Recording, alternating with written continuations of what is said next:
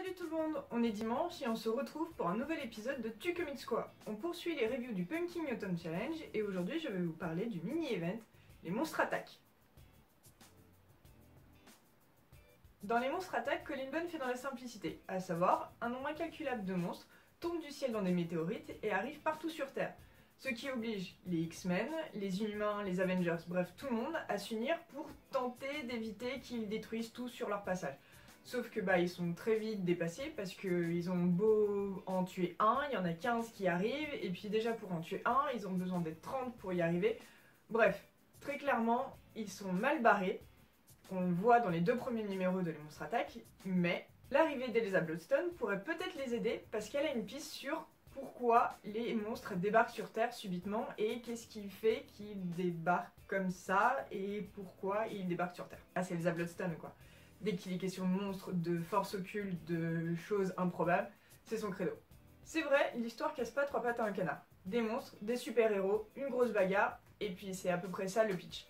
Mais au moins ça a le mérite d'être distrayant, et Colin Bunn arrive assez bien pour le coup, parce que je suis pas toujours très fan de lui, il arrive assez bien pour le coup à faire dans la simplicité, à pas se prendre trop au sérieux, et c'est finalement tout ce qu'on demande, parce que quand on a un truc qui s'appelle Les Monstres Attaques, on n'est pas là pour avoir du sérieux. Dans le premier numéro du kiosque Les Monstres Attaques, il y a 2 numéros de la série principale et 2 tie-in.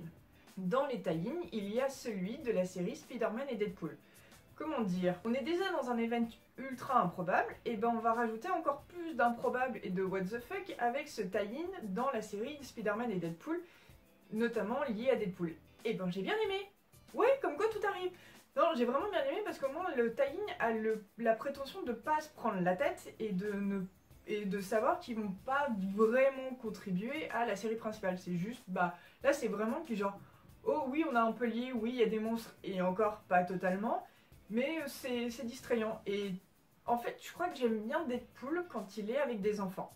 Parce que dans ce tie-in là, il y a des enfants et je trouve sa relation avec les enfants assez bien, comme j'avais bien aimé le numéro de la série principale Deadpool quand il aide une jeune fille qui était sur le point de se suicider. Donc voilà, en fait j'aime bien quand Deadpool fait preuve d'humanité à travers des personnes qui sont plus faibles que lui, ou qui sont, même si là ils sont pas vraiment plus faibles que lui les enfants, mais qui sont qui peuvent encore se construire et qui peuvent encore avoir le choix de soit faire des bêtises ou soit faire des choses bien. Finalement c'est un peu le côté mentor chez Deadpool que je trouve un peu intéressant, même si je suis pas certaine qu'il ferait vraiment un très bon mentor sur du long terme. Enfin bref. Donc voilà, ce tie-in là il était chouette.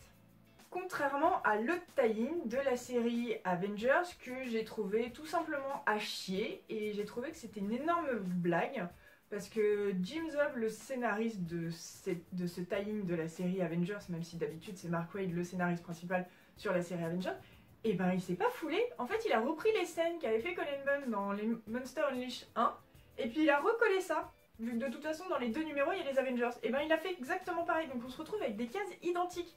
À un moment j'ai vraiment cru qu'il y avait un problème d'impression, même si finalement les dessins c'était pas les mêmes, mais j'ai vraiment cru qu'il y avait un problème d'impression. Non, c'est juste le scénariste qui s'est foutu de notre gueule. Donc ça m'a un petit peu agacée, c'est dommage parce que finalement dans le sommaire c'est le numéro 2. Et je me suis dit mais c'est quoi cette merde? Donc j'ai compris après que c'était juste un scénariste qui faisait de la merde. Je vais quand même vous montrer à quoi ça ressemble les monstres attaques.